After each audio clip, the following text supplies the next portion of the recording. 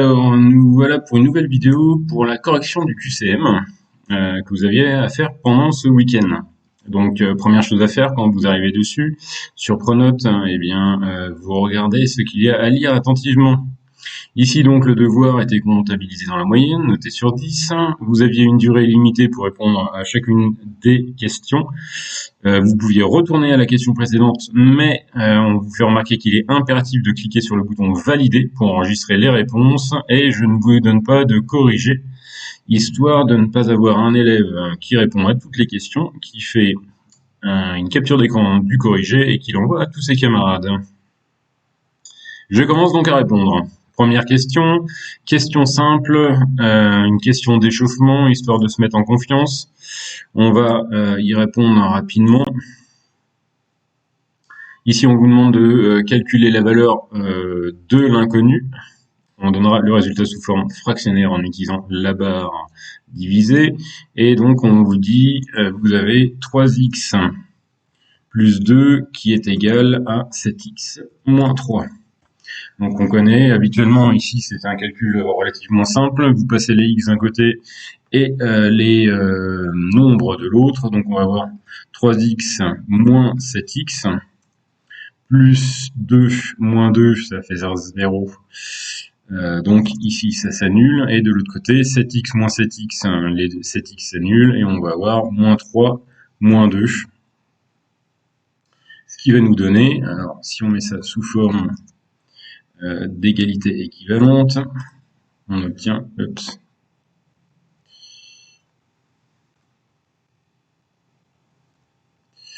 voilà.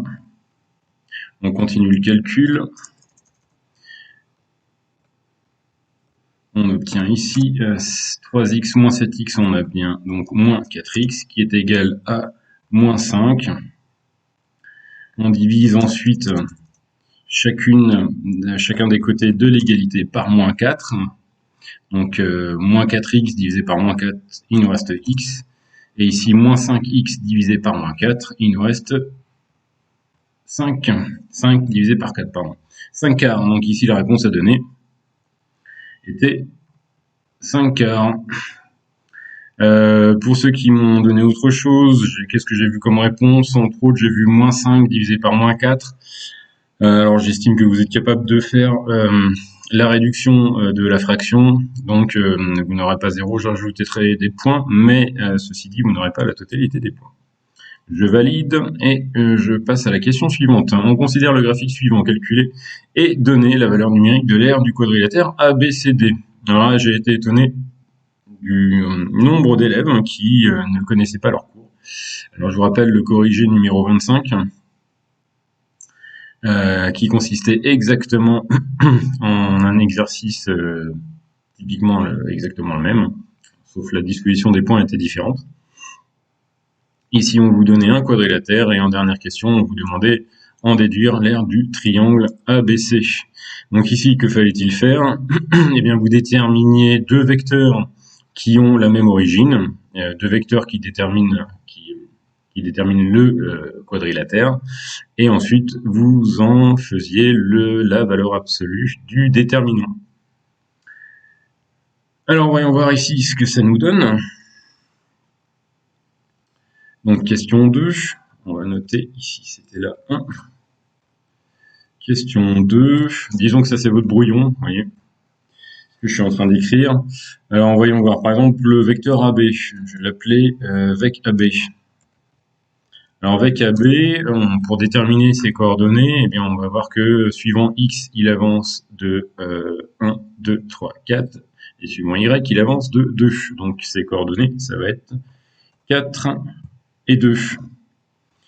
Le vecteur AD, alors juste une petite précision, hein, vous pouviez prendre n'importe quel vecteur, n'importe quel couple de vecteurs, à condition qu'ils aient un point commun, l'origine commune. Là, j'ai pris comme origine commune le point A, vous en avez pu prendre donc 4 autres couples de vecteurs. Ensuite, donc, le vecteur AD. AD, alors lui, il avance de 1, 2, 3, suivant les abscisses, et il descend de 1, 2, 3, 4, suivant les ordonnées, donc moins 4. Ensuite, l'aire de ABCD, BCD, ça va être égal donc à la valeur absolue du déterminant du vecteur AB et du vecteur AD.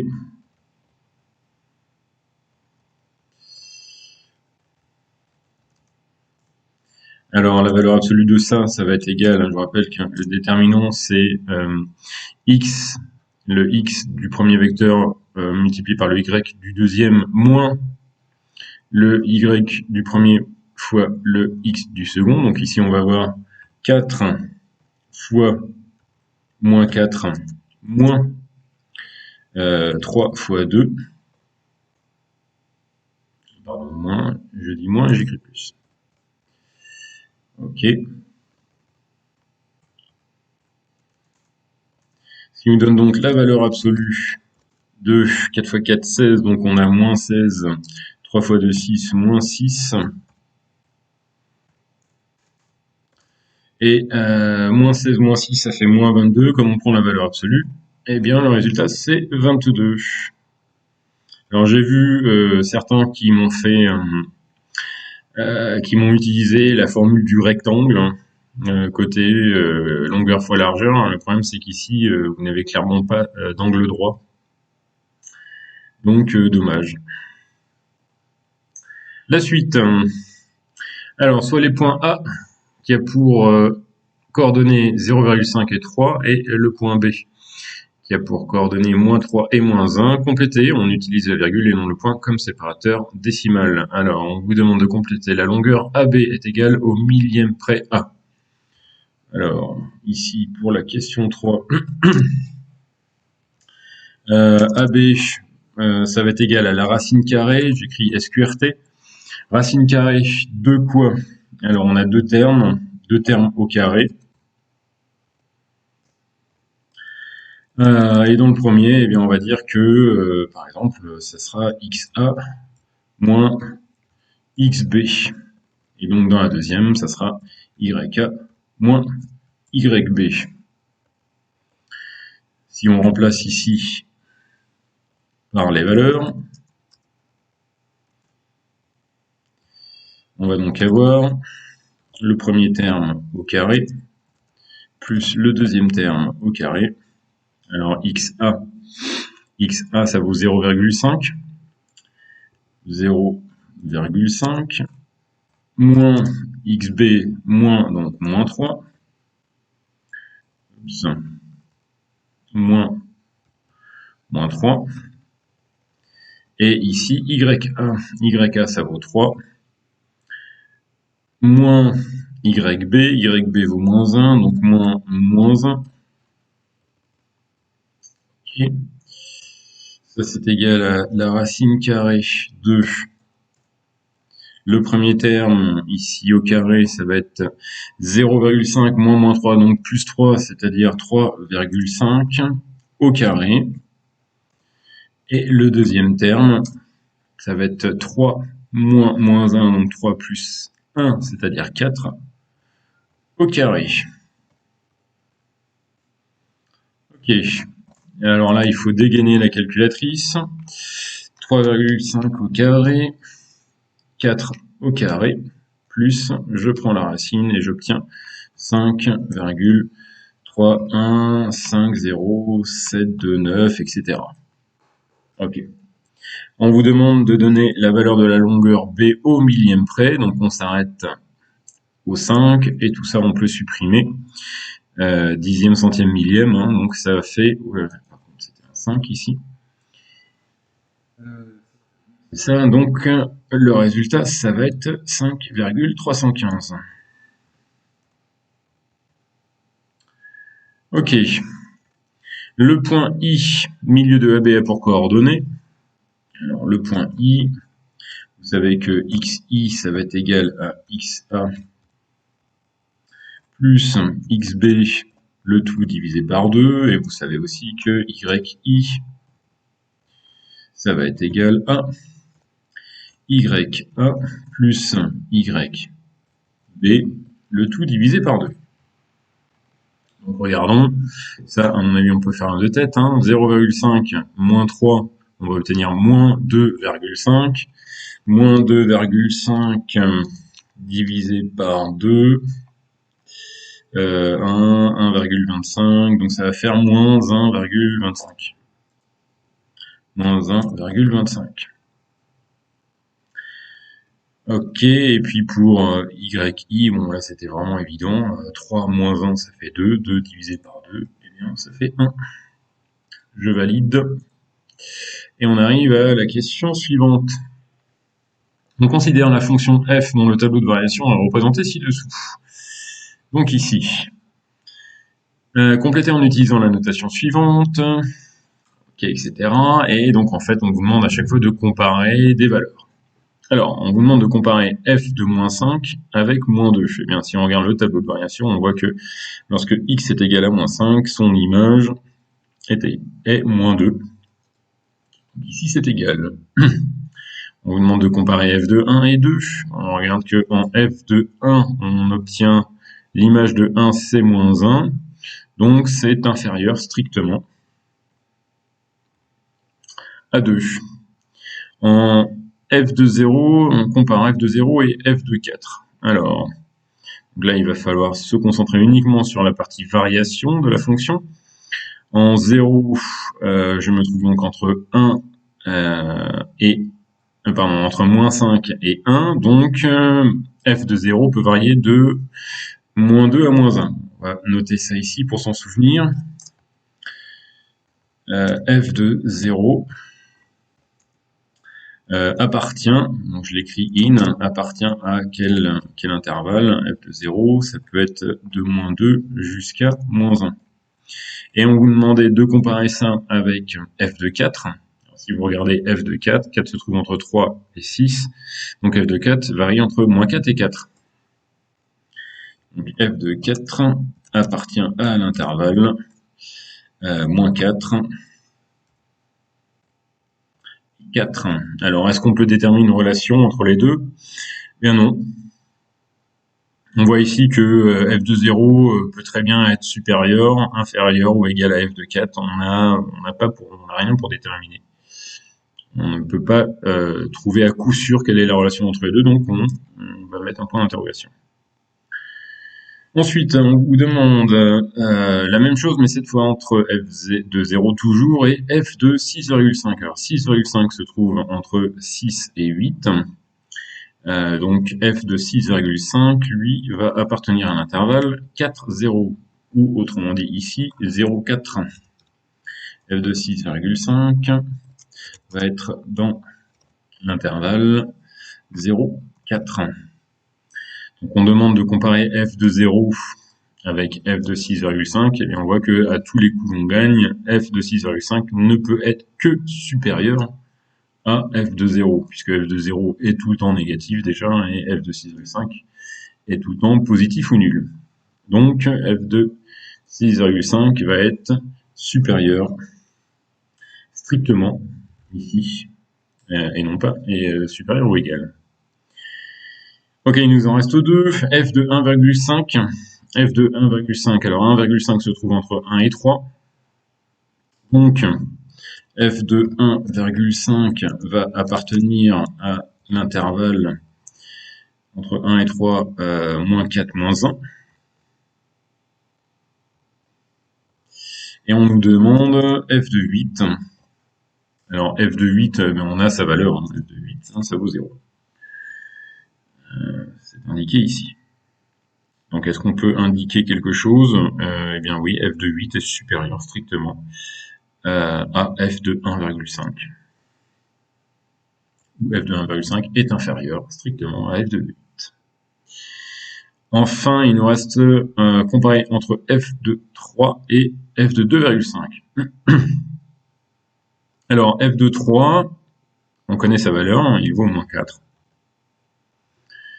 F de 3, il vaut moins 4. Et f de 2,5, eh bien on ne sait pas. On sait juste que f de 2,5, qui se trouve, 2,5 se trouve donc entre 1 et 3. Donc f de 2,5 va se trouver entre moins 4 et 1. Donc f de 2,5 se trouve entre moins 4 et 1. Alors ici, eh bien, vous allez avoir f de 2,5 qui va être supérieur à f de 3, mais qui peut aussi être égal, puisque eh bien, ici vous avez un intervalle fermé.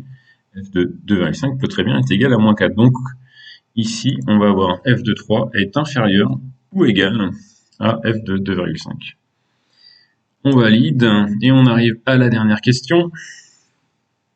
On considère l'équation suivante. Indiquer toutes les solutions possibles en donnant les valeurs sous forme décimale au centième près.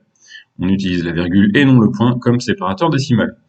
Si vous trouvez moins de 5 solutions, indiquez vide dans les cases vides. Bon, alors regardons cette équation. 5. Alors ici, il fallait utiliser ce qu'on avait vu en classe sur les égalités quand vous avez quelque chose, une expression qui est égale à 0 et que votre expression est un produit de facteurs. À ce moment-là, si vous vous en souvenez, chacun de vos facteurs vous donne des possibilités d'annuler l'expression en étant eux-mêmes nuls.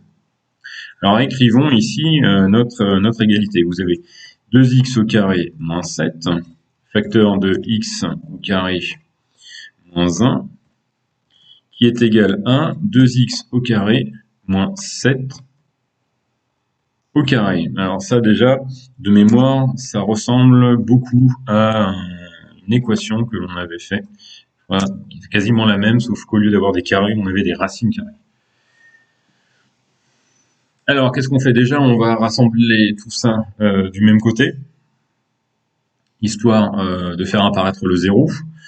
Donc, cette partie-là va rester. Je vais copier. Le membre de gauche va rester. Celui-là, je le retire du membre de droite et je le fais passer à gauche.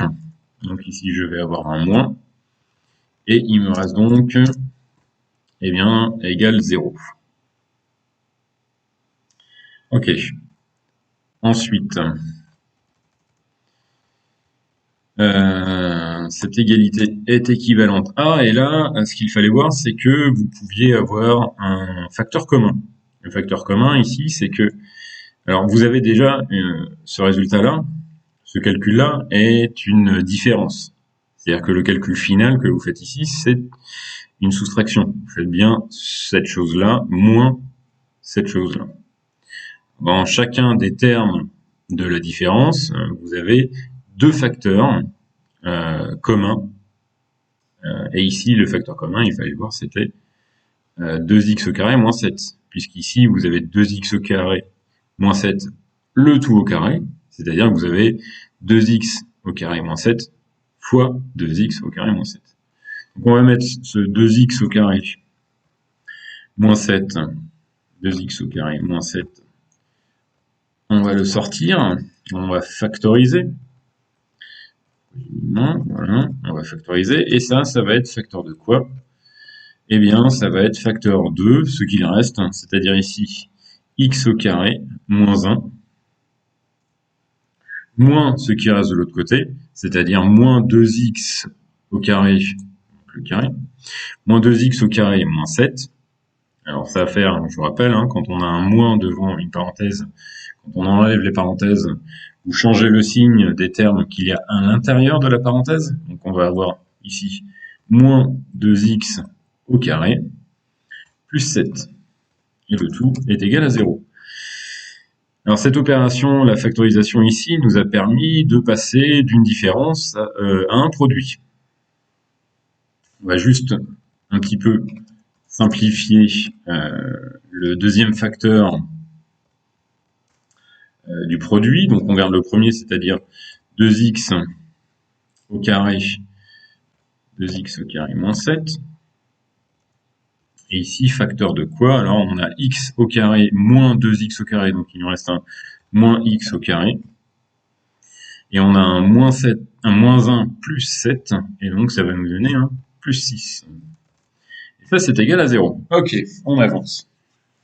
Une fois que vous avez fait ça sur votre brouillon, eh bien, vous voyez qu'ici, vous avez un produit qui est nul, et donc, ça veut dire que on peut chercher des solutions de manière à l'annuler en annulant chacun de ces vecteurs. Donc, première possibilité, vous avez 2x au carré moins 7 qui est égal à 0. Alors, ça, 0. Ça, on peut le reformuler en disant que c'est 2x au carré qui est égal 2x au carré qui est égal à 7. Ok, et donc que c'est x au carré qui est égal à 7 demi. Et donc que vous avez x qui doit être égal à plus ou moins, donc racine de 7 demi ou moins racine de 7 demi.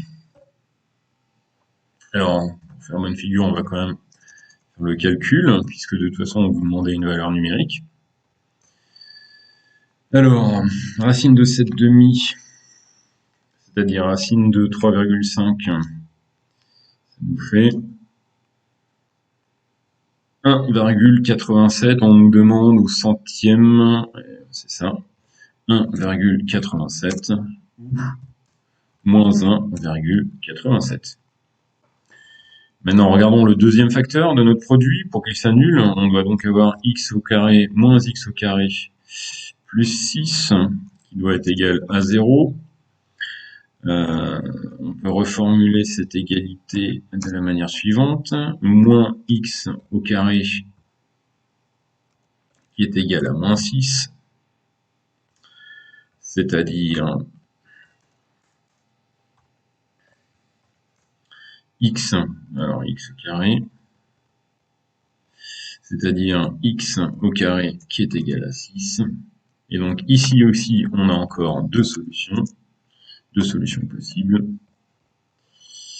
C'est-à-dire que x est égal soit à la racine carrée de 6, ou x qui est égal à moins la racine carrée de 6.